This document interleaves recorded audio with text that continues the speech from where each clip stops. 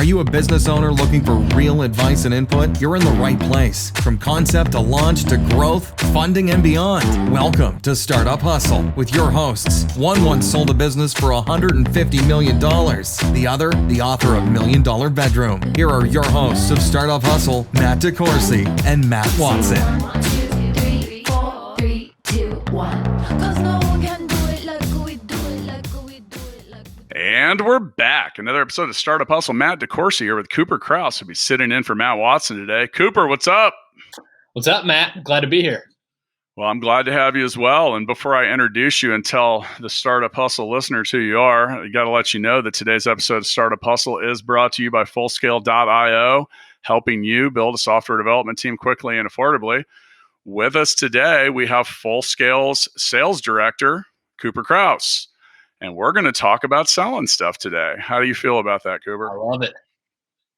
So, my esteemed co-host, Master Watson, is on maternity leave and just had a beautiful baby boy. So, congrats to Matt. But when the cat's away, the mice will play. Matt doesn't always enjoy talking about sales, so we figured this would be a perfect time to do a 3-part series. Yeah.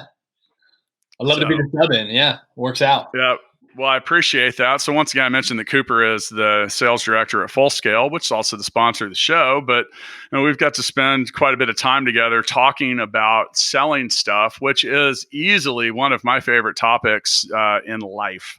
So, and Cooper, you're pretty darn good at it too. So I think we can drop a little knowledge here. Now, I mentioned that this is the first part of a 3-part series. So for those of you that aren't super salespeople are familiar with it, sales is a process which has several parts to it.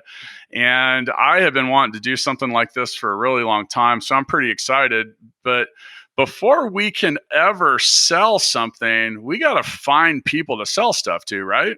Yep. Got to go dig up. And that's now, while that sounds easy for some people, it's not always as easy for others. And, there's a separate series that we've done on Startup Hustle related to digital strategy, which is a little more marketing related. And, some of the different ways that salespeople or sales organization get leads or people to sell through is through different forms of marketing, digital strategy, paid advertisement, all that stuff, which is not what we're going to talk about today. We're going to talk about creating your own success through prospecting. One of the most simple ideas, but people actually executing on it and sticking to that rigorous schedule is a whole different ballgame. Yeah. And then, you mentioned that. So, okay, salespeople love selling stuff. They usually don't like prospecting. I mean, they really don't. And now that said, every single high-performing, highly compensated, maybe at this point wealthy salesperson that I've ever known was brilliant at prospecting. Mm-hmm. They just accept it as it's one of those things you just have to accept as like this is the baseline activity for being really, really good and successful at sales. Got to go do it. So as I hired Cooper to be our sales director, it became very apparent to me that he was an active prospector. And some of that stuff was what we had talked about as, prior to him joining the company, and having, considering myself to be a top salesperson and prospector for business. I realize how important that is. I mentioned that salespeople like selling stuff, but aren't very good at prospecting. So I think first, let's give a little background on what actual prospecting is. Now, the definition of prospecting for a lot of people was be compared to someone that was out looking for gold. Yeah. I'm prospecting for the next mine where I'm going to dig. Yeah. Why was that important? Because digging a hole where there wasn't gold was a really, really big waste of time that didn't result in riches. Now, you consider prospecting to be a bit of a sport, right? Yeah. I mean, I kind of see it as a contact sport. You have to touch as many people as possible, as many times as you can, up to the brink of remaining professional and having professional communication. But you have to touch them quite a few times before they'll really consider having a legitimate business conversation with you, especially if they've never heard of you before. So it might depend on your starting point in terms of what company you work for. But you just have to accept the fact that you're going to be touching people quite a few times before they ever give you time of day. Yeah. And, if you hang out with me long enough, you're going to hear me use the phrase activity breeds sales. If you're active and for those of you that have gotten deep into our content in the past, I actually have a prospecting system. I refer to it as 10-8-4-2-1. I think I've heard it a few times. You got to find 10 people. Only 8 will even acknowledge you are alive. 4 will listen to what you have to say. 2 might be interested in buying what you have to sell, and you're hoping that 1 actually does. And that, much like you mentioned with a contact sport, that's activity. And so if you have that formula, you need to figure out how to not only find 10 people, but how to find a whole lot of them. So what are some of your tips when it comes to prospecting as a contact sport? Like, what's your formula? Again, I think it depends on who you're trying to sell to and what you're selling. But I think first and foremost is time blocking for specific types of prospecting and prospecting activities. So I think sometimes sales reps convolute all prospecting activities as one category. But if you're gonna make phone calls, that's all you should do for, say, an hour. Just make phone calls. If you're gonna do email prospecting, just do email prospecting. And whenever you're doing research on who your prospects are, what their contact information is, how to get a hold of them, that's a separate activity. I think a lot of sales reps, including myself early in my career, were guilty of trying to find out the person's contact information, give them a call, and then shoot them an email, and then log that activity in your CRM. Doing all that at once, that one activity is going to take you 15 minutes, and so now it's been 15 minutes and you've only made one call. Whereas if you dedicate time blocks, you can run through 30 calls in 45 minutes and worry about the emails and the logging afterwards. So yeah, what's a phone call? What's a phone call? Do people still use phones? They do. Yeah, they'll pick up if you call early enough or late enough before their gatekeepers are in the way. Well, you've actually got kind of an interesting approach to that, which was one of the things I got my attention when it came to you. And you actually try to call people before they get to work, right? Yeah. So early in my career, I had a mentor that taught me a rule. He called it 8 before 8 and 5 after 5. So, if you're doing your job right as a salesperson, you're planning your next day at the end of the current day. So when you wake up in the morning, you already know what you're going to do. And so with that, it gets really easy to decide, okay, tomorrow morning, whenever I get to the office at 7:30, I'm going to make 8 phone calls to 8 highly targeted people before 8 o'clock, because that's before they're buried in whatever they're doing for the day, and or it's before their assistant or gatekeeper is there to get in the way of that phone call.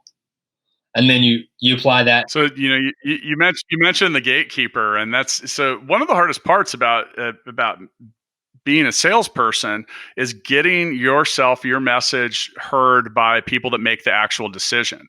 Yeah. And you mentioned the gatekeeper. So, and why calling before that person's there matters, or without, or even sidestepping that. So if you work at the Full Scale office, good luck calling the company line and getting me on it ever, like right. ever. Like, because I've trained everyone. I'm like, no, take a message. Don't put it through, do whatever. Because here's the thing. If you don't have my cell phone number, you're probably not someone I need to talk to right then. Right. Probably not going to buy from the person who doesn't have your cell phone number. And you know, and there's, but that's because 99 people that might call are they're usually they see they've got some goofy list that says I'm the owner of the company, and someone loaded up that list and said, all right guys, burn up the phone lines. Now I am not a huge recipient and buyer from a cold call, but some people are. Yeah, some people are. Isn't that, it's so unfair of me and you as being people who feel like good salespeople, and then we get cold calls and we're like, no, this is not for me. I really should entertain them more since I make them so often. So no one hates salespeople more than other salespeople, but occasionally I run into people I love. And, you know, I literally I have purchased so many things, and we'll talk about this in a later episode, but, you know, salespeople in general are so terrible at asking people to buy something. And it's such a pet peeve, and it happens so rarely, which is like pretty much the most important part, is like asking someone to buy something. They're so bad at it that when someone actually does, sometimes I'm like, wait, what? You ask? Yes, I would love to buy that. And I'm like, I don't even need it. I'm just like so taken back by the fact that someone finally figured out one of the most basic parts of the sales process. So, okay. So, you know, some of the things you mentioned, well, first off, I really have a strong appreciation and want to really recommend that anybody that wants to be a top salesperson, that always have a plan. And in your case, you talk about having a plan the day before. Look, if there's a zillion goofy sayings and phrases, if you don't have a plan, you plan to fail and stuff like that, but they're true and they exist for a reason. You know, some of this is, and some of the things that Cooper mentioned were, you know, the difference between like a sniper and a shotgun.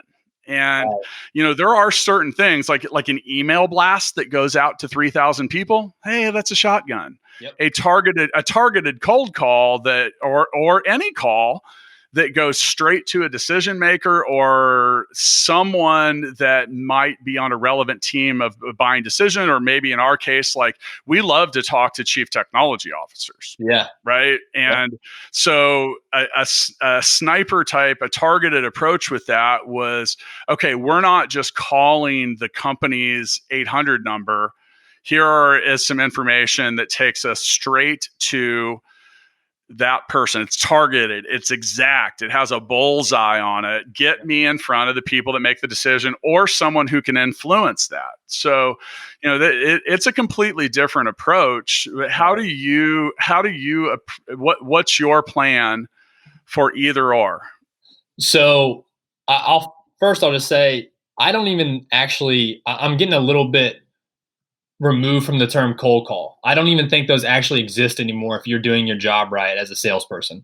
Meaning the recipient, it'll probably feel a little bit like a cold call, but it's not a true cold call on our side, because we're doing, if you're doing your job right with LinkedIn and the tools that all salespeople have now, you can pretty well determine who you should be spending your time reaching out to and who you can actually help. So for example, like my first sales job selling insurance, I mean, it was quite literally a stack of paper with names and numbers and addresses. That was, they dropped it on my desk day one. They're like, let's see what you can do, with no context.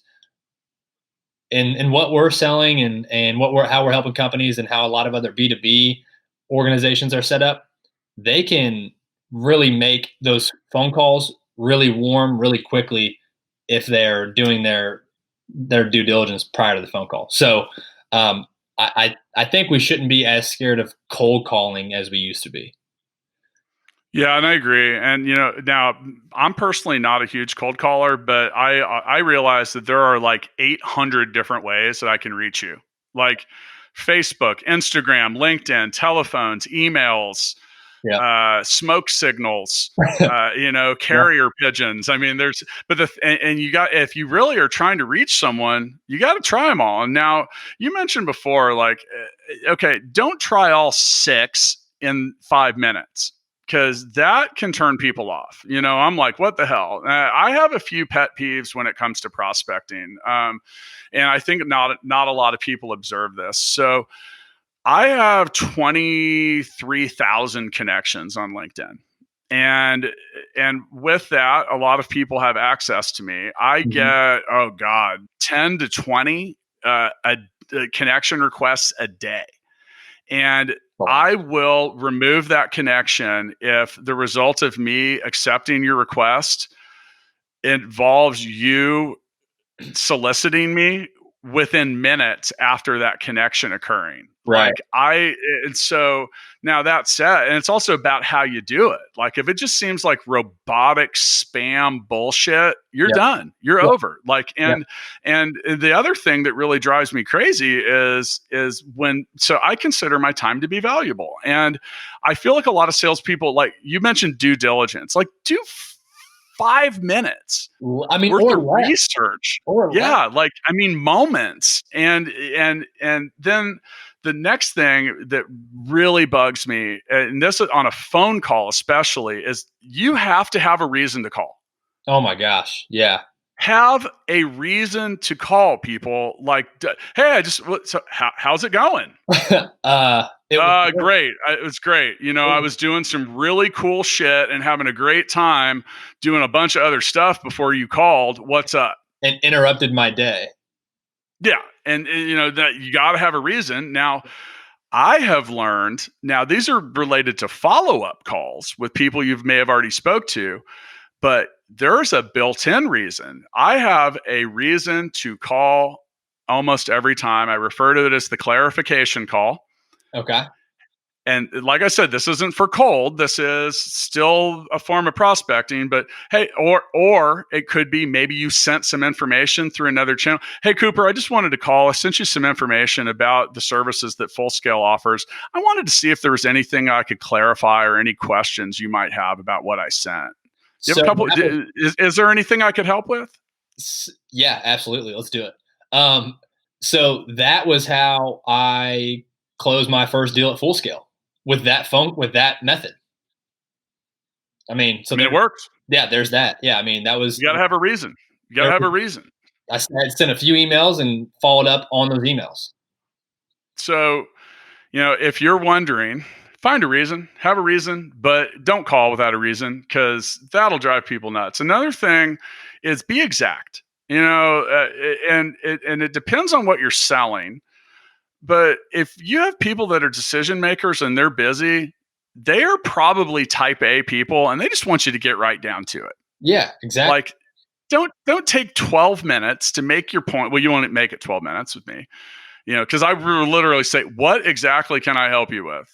Yep. Right now, so get right into the point. And there's something that will get a prospect to listen to you. Mm-hmm. And you need to understand, Cooper, do you know what the world's most popular radio station is by chance? Do you know? The world's most popular radio station. This is a trick question. This is a trick question. Okay. It is. What is it? It's actually WIIFM.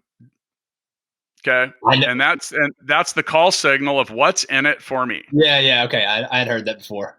And it is the most popular radio station. It's what everybody is dialed and tuned into. Yeah. So, so you need to get into that. What's in it for me? Hey, Cooper,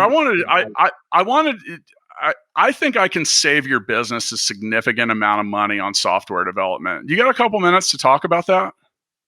Right. And if you're anybody tied even remotely to cost control, that's going to perk you up a little bit.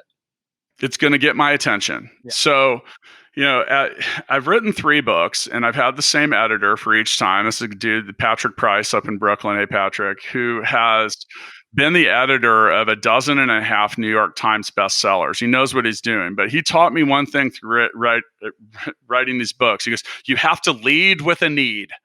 The same thing goes for delivering sales and marketing messages. Yeah. So, and maybe another example, Cooper, I saw your company's posted a lot of job listings lately. I think I can help you fill some of those. You got a minute to talk about it? Yep. There's your need. Yeah. And I lead with it. There's your reason. The worst thing is, hey, hi, my name's Matt DeCoursey, and I just wanted to reach out and take a couple minutes to tell you blah, blah, blah, blah, blah. That's what I hear. At that point, right? That is a big mistake a lot of people make too, is they hop on the phone and they say, hey, I just wanted to tell you about Full Scale real quick. It's like, wait, but I didn't ask. What is that? I didn't ask. What is that? Right. Yeah. Yeah. What's in it for me? What's in it for me? Yeah. Okay. So, we mentioned that there's different types of prospecting. We were talking about reaching out and doing a lot of other stuff. I want to talk about a couple pet peeves that drive me crazy. So, email marketing and email outreach are such a popular and important part of so much outbound marketing. Yeah. And people make significant effort to get all these messages out, and then some of them are like so ridiculously and poorly formatted. You will lose my attention right away. So, in Cooper's contact sport list, he talks about brand awareness. Now, if you don't have any brand awareness, now you're really in the business of credibility creation. Yeah. And, like you mentioned, like, hey, that's Matt from Full Scale. Hey, what's Full Scale? Never heard of it. Yep. All right. Now, you might think your brand is strong. And okay, are you Nike? Are you Coca-Cola? Right. Are you Google? Because the list is getting short for universally recognizable brands. Well, and that's even an opportunity to maybe even, there's that whole kind of takeaway method in sales where there's a very low chance that if you're a startup and you're calling on a new market, there's a low chance they've ever heard of your company. So you address that nail on the head. So they can't even say, I don't know who you are. You can address that. Hey, this is Cooper's Full Scale. You probably haven't heard of us, so on and so forth. I mean, they can't say it to you. You've already said it to them. Yeah. And, part of that too is like, what is it about what you're selling or your business or yourself that makes you credible? Because you might want to lead with that need as well. Like, that's a good place to start. Like, hey, Cooper, my name is Matt DeCoursey. I'm with Full Scale. We have a couple hundred software developers in our office in the Philippines. I'd love to talk about providing you with some services. So you can tell I took that same message and I structured it a little bit differently, because now what you hear is, oh, well, this company has a couple hundred programmers. On some days, they might be doing a couple things right, which is different than if that would maybe get my attention, it would have a little more credibility or different stuff. So I don't know. And then, from a personal perspective too, like, I don't know, like, what's credible about you? Why? And, why do I want to talk to you? You're a sales director at a very fast growing company. Like, that's way different than like, hi, this is John and I make 1,000 calls a day and I'd love to set an appointment up to do stuff. Like, yeah. Done. Well, and we won't get too far into this, but you guys made it really easy for us to call with a reason and a good story. And so it's really easy to get prospects' attention. Well, what story is that? We can go ahead and tell it. I mean, if you listen to the show, you're probably aware of Matt Watson and Matt DeCoursey's story, but go ahead. Yeah. I mean, the pitch, I guess you can call it usually goes a little something like, for the past 15 years, our founders have built and sold tech companies while using remote development teams to scale and control costs. Throughout that time, they ran into 3 problems with their software development partners: poor communication, scheduling conflicts, and the kind of ineffective output of the shared resource model. So they tore pages out of their own playbook and created Full Scale, as well as a new category in tech services that we've dubbed guided development, which eliminates those concerns. I mean, so for those of you listening right there, that was, and first off, thank you for making that short and sweet. Yeah. Targeted, I refer to this as fact shaping.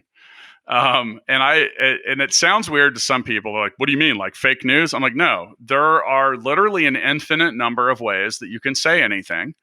And that means that some of them mathematically have to be better than others. And I spend a significant amount of time shaping the facts in a way that is short, it's concise, it's targeted. And I also I really spend time thinking about, there are valuable words, okay? Like benefit. And, when people are talking or trying to gain credibility with the prospect, they often will talk about features of a product or a service, but really all the buyer cares about are the benefits. Yeah. So terms like benefit, value, words that are no good, cheap. I hate the word cheap. Yeah. It's not cheap, it's affordable. Affordable. Yep. Right. So, some of that as you're prospecting for sales, give some thought to the way you're presenting it. Because, okay, we mentioned, Full Scale helps companies save money on software development. Okay, we provide affordable, quick and affordable options. Yep. And those are powerful words because it's not cheap. Cheap indicates like something that's junk that's going to break quickly and it's crap, right? Affordable or offering value. I'd love to tell you about how some of our clients benefit from our affordable services, just different stuff like that. And these things matter. So if you want to become an effective prospector, remember that if you get someone that is actually listening, you're now in the business of creating credibility, both for yourself and for your company. And the way to do that is it isn't through babbling, keep it short, keep it sweet. They say, what do they say? Telling ain't selling. Yeah. I mean, get to a quick no, if that's what it's going to be. And so don't sell a bunch up front, give them a little bit. And if they're interested, then keep going. And if not, move on. So that's, and thank you for throwing that up near the rim, Cooper, because, I've seen so many salespeople, and sometimes it's just a product of finally being excited that someone's listening to what you're saying. But look, the whole purpose of prospecting is to qualify or disqualify that prospect as a buyer. Mm-hmm. Okay. So there are a couple 4-letter words that I love when it comes to sales. The first one is sold. Mm-hmm. And then next. Next is a powerful 4-letter word to get you to the most important 4-letter word in sales, which is sold or sale. Yep. And if you don't do either correctly, there is a different 4-letter word that starts with an F that you will probably hear coming out of your mouth. But, so, you have to look at your activity in prospecting and sales as you're almost like a factory. Right. You remember the original reference of looking for gold. You could have the most amazing mining equipment. You could have a remarkable crew. But if you're digging on top of ground that has zero gold in it, guess how much gold you're going to find at the end of the day? The answer is zero. Right. So, I say next. There's some people who just talk to anybody. And you get a lot of people that'll listen and they'll go on and on and on and on and on. But your purpose of prospecting is to try to qualify customers. Now, the next part of our series is actually going to be focused on this. We're talking about sales discovery and qualification of buyers and different stuff. But you want to try to quickly get to the simple results of, is this person a potential buyer for what I'm selling? Because if they aren't, you are officially just having a conversation about selling stuff. You are not going to sell something. Yeah, I think, this may seem a little harsh, but I would suggest that the people that are realizing that the prospect that they're talking to is probably not the right fit as a client, those are the salespeople that are probably not highly successful and or don't actually want to be selling. Well, but the point is kind of like you said, is if you look at yourself on an output level, you are now burning time where you could be moving along. What's your time worth?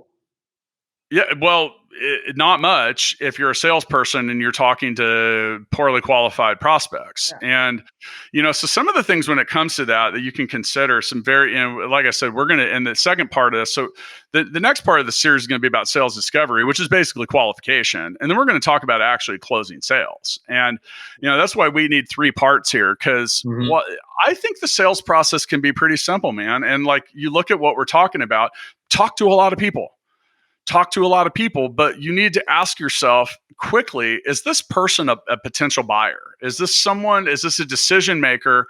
Is this someone that could benefit or is interested in what I'm selling? And if the answers are no to those, next. Yep. And that's okay. Next. Yeah, that's fine. And you're going to get a much more you're going to get a lot more reception to your outreach if you're not calling feeling like you need that person's business. Like if they can feel that where you're a little bit edgy and you're antsy and you're just like you said, so happy that somebody even picked up the phone. You need to act like every single person you call is picking your phone up and this is just another phone call, because people can smell that a mile away. Smile and dial. Yeah. Smile and dial.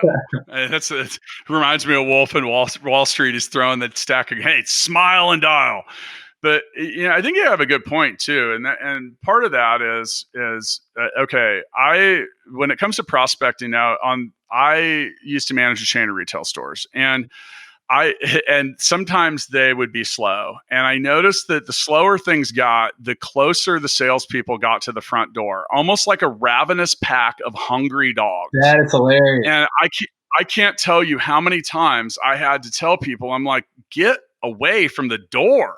Like, let someone come in, breathe, realize that they're not about to get attacked by a pack of hungry dogs, and like acclimate, and then you want to introduce yourself to someone. Now this is difficult to do over the phone and the internet, but I have spent a significant amount of time studying personality styles, and there is a different approach that you're going to have to different kinds of people. If you are dealing with someone that you can make some assumptions based on careers. Yeah. Certain positions and jobs in the world have more analytical people, which are typically a little more introverted and type B. Yeah. They don't want to hear you come up and go, hey, I'd really love to sell you something, Cooper. Blah, blah, blah, blah. It just scares the shit out of them. Yeah. Right. Now, on the flip side, if you have someone that's a little more type A, they don't want to hear you take 10 minutes to get down to it. Yeah. They want to just, hey, what does this do for me? What's the benefit? What's the bottom line?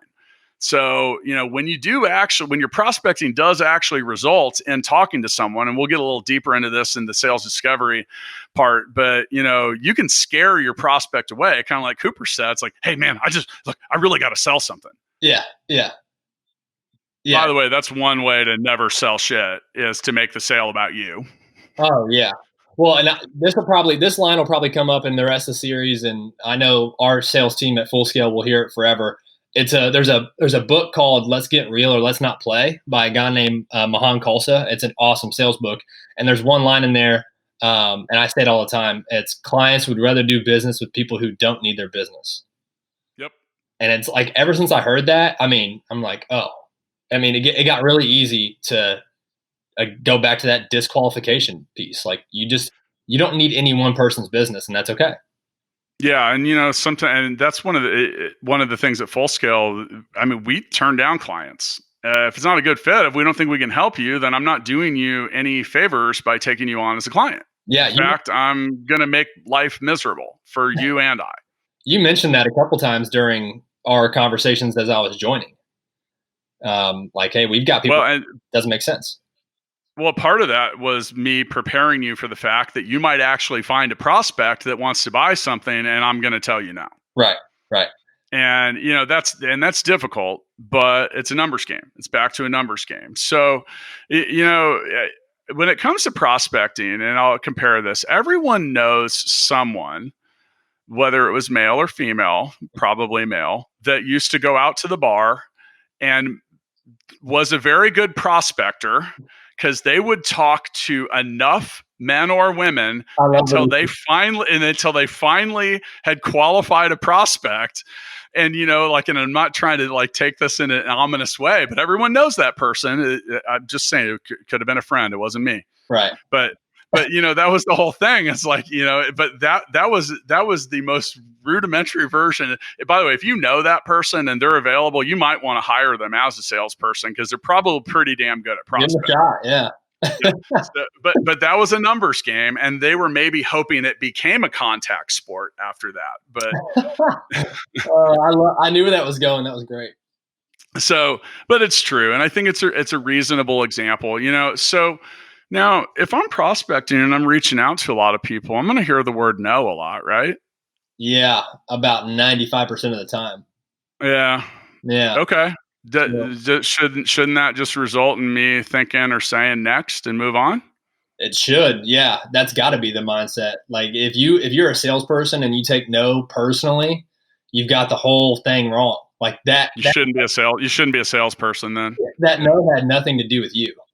Yep. Like, yeah. Now, I've heard so many people say, "Oh, that's a natural salesperson. That person's a real talker." People that I know that are the best at selling are usually pretty good at listening. Yeah, they usually know when to shut up.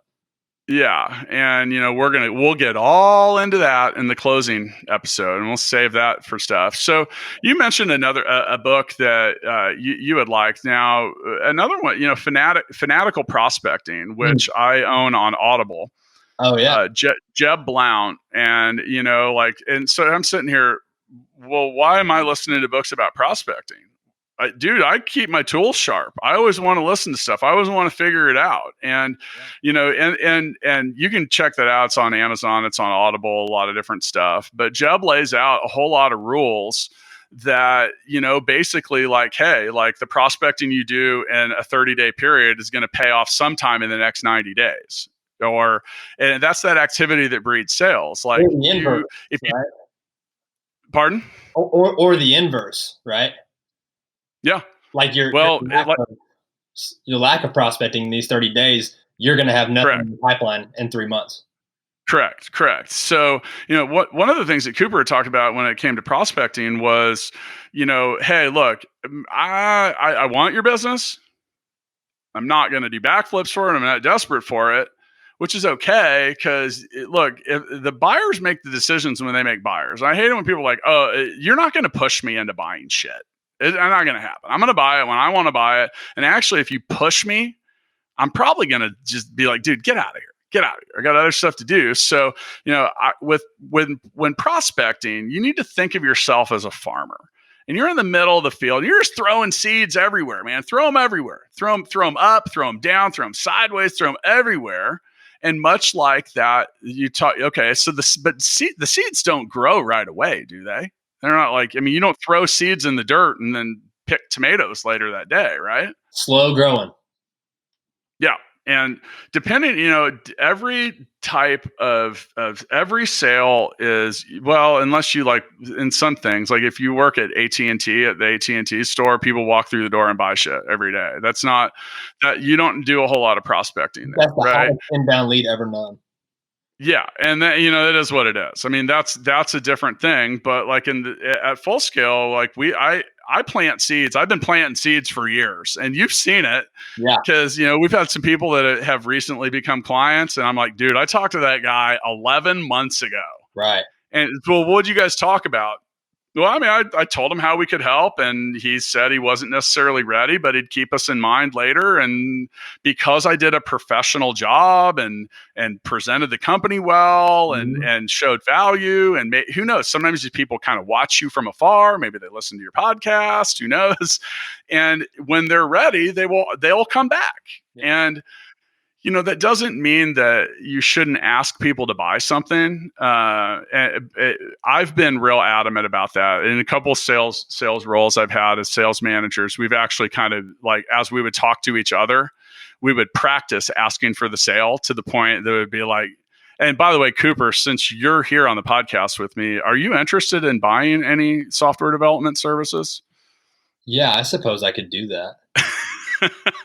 But that's like I said, it's like that practice of doing stuff. But yeah, I mean, and that the seed planting, don't be afraid to ask for people's business, in the end, and whatever what that's at. But I think where we can kind of wrap up when it comes to prospecting, which is a good segue into the next episode, which will be about sales discovery, is you got to ask with prospecting. You lead with that need. What does your business need to sell more, spend less, or for you to maybe have a little more peace of mind? Yeah. And those are the type of questions during prospecting that will yield results. They will put your seeds adequately in the ground. They will put some water on them, and it will be prepared to grow, but you have to be ready to listen for the answers. And, we're going to get into a little more of that on the next part of the series. But, overall, If you want to be a top salesperson, if you want to employ top salespeople, if you want to change your failing sales cycle or organization, you're going to have to start with getting pretty damn good at prospecting, right? Yeah, 100%, like it or not.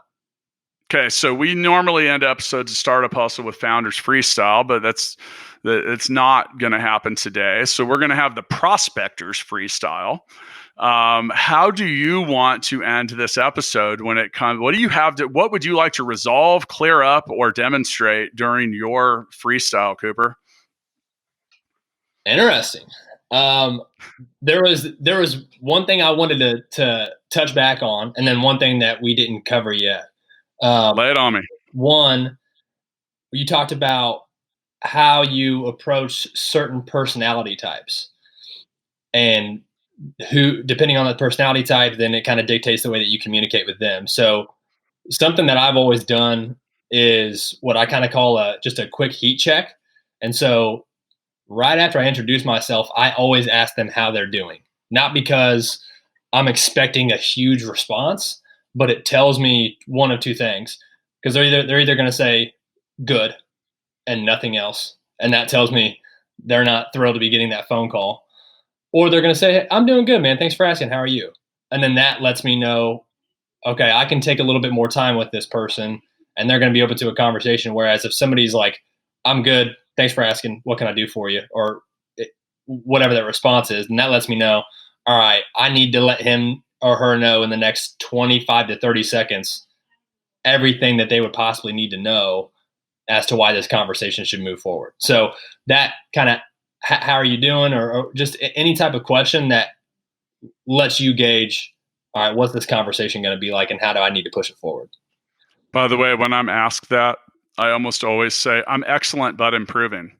I'm excellent and improving.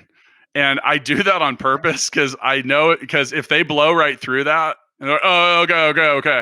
Now you're like reading a script. It wasn't a real question. There was no genuine, you really didn't give a shit. You just said it. Yeah. That's people that kind of the people that kind of chuckle or say, kind of react to it, because it's not a normal response. It throws people off, kind of like me asking you for the freestyle here. Right. And if people kind of just blow right through that, I'm like, oh, okay, so you really don't give a shit. Yeah. Well, and all right, you got one more piece. What do you have? The analysis paralysis for prospecting. We talked about research a little bit. Should I call? Should I reach out to this place? Yeah. I don't know. Just do it. Do it. See what happens. You like the analysis piece of prospecting is literally finding out what their core service is and who you need to talk to. You don't need to know a really in-depth technical understanding of what they're doing. That's what the phone call is for. That's what the relationship is for. You just need to take a few minutes to where you make a phone call, and you never want to be in a position where you get asked, oh, thanks for calling. What do we do? Why are you calling us? What do we do? Because I've had that happen to me. And you have to be able to answer that. Well, I mentioned earlier having that reason to call. The thing, this happens to me like all the time. Hi, this is so-and-so. I work for a company that provides software development services. I was hoping to talk to you about selling you some Python developers. And I literally will reply, I'll be like, did you take 2 seconds right to even look at the fact that I'm your competitor? Yep. I mean, that's like, they don't really give a shit because they're spamming it or doing something, but I don't think there's no level. So, okay. So to round this out, once again, today's episode of Startup Hustle brought to you by Fullscale.io. Check us out on the gram at Startup Hustle Podcast, where you can probably find a video of me shooting someone with a Supreme money gun, because those are there somewhere. Yes, those happened. Right. Now, I need to see that. There's plenty, trust me. So now we've been in quarantine, so I don't have a money gun that has that kind of range, but I'm working on it. All right. Okay, look, when it comes to prospecting, if you're not good at it, you need to figure out how to get good at it. You need to do it. It doesn't feel fun at first until you finally make the connection that's how you get paid, man. It's how you make money. It's how you do stuff. Sales operates in a currency of exactly that, sales. If you want to be good at sales, you got to get over the no's. Look, move on. Okay, cool. No big deal. You did me a favor by telling me no, because now I can say next and I can move on down the line. Now, for startup people, we hear the term fail fast. Fail fast in prospecting. Get right through it. Not interested. See you later. All right. Not interested. Not interested. Okay. You have to keep in mind that the more you reach out, the more you try, the more you talk, the more your percentage of success goes up. It's that simple. It's like, just go out and try it. And remember, the no isn't a personal thing. It's not the end of the world. And I trained myself to think a little differently. I'm like, okay, first off, I decided making money was my hobby like 15 years ago. I haven't worked a single day since that. Right. And, the same thing, like, you did me a favor by saying no. You just moved me on down the line. Thank you. Yeah. I'm not interested. Great. Thanks, man. Thanks. I appreciate it. You're like, wait, what do you mean? You're supposed to be shitty with me about that. No, I'm not. You actually did me a huge favor. I'm going on to the next one. Got some time back. So it is what it is. If you're not selling or your business isn't selling the way you want it to, it is probably a problem with prospecting. The greatest part about sales, especially commission-based sales, is you have, unless your commission structure is capped, you have unlimited income, and nothing will move you up faster, put more money in your bank, and do anything else. People are like, oh, I want to be a closer. Where are the closers? Bring me the fucking prospectors. Yep. Because they will line up enough people that, even bad salespeople, the blind squirrel finds an acorn. Yep. A broken clock is right twice a day. Like, on some levels, if you change your mentality to be in the business of prospecting, the rest of the stuff can take care of itself. Now, you want to be good at discovery and closing and all that other stuff. But if you suck at prospecting, you're not even going to get a chance to do the next two. So anyway, thanks for joining us. I'm excited. I got a whole lot of outreach to do now. How about you? Yeah. We got to go blow up the phone. All right, man. We'll get back to work. I'll see you next time. All right. Thanks.